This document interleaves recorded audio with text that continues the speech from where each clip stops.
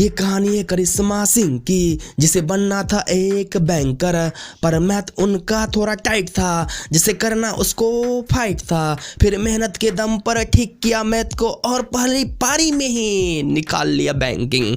ये कहानी है करिश्मा सिंह की, जिसे बनना था एक बैंकर, पर मैथ उनका थोड़ा टाइट था, जिसे करना उसको फाइट था। फिर मेहनत के दम पर ठीक किया मैथ को और पहली पारी में ही निकाल लिया बैंकिंग। यह कहानी है करिश्मा सिंह की, लेकिन उसे बनना था कुछ और भी, फिर आई वे यूट्यूब पर, लोगों को सुनाई अपनी कहानी। फिर उनकी कहानी के संघर्षों को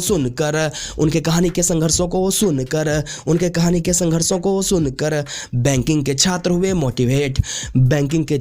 मोटिवेट। ये कहानी है करिश्मा सिंह की, जिसे बनना था एक बैंकर। ये कहानी है करिश्मा सिंह की, जिसे बनना था एक बैंकर, पर मैथ उनका थोड़ा टाइट था, जिसे करना उसको फाइट था। फिर मेहनत के दम पर ठीक किया मैथ को और पहली पारी में निकाल लिया बैंकिंग। ये कहानी है करिश्मा सिंह की,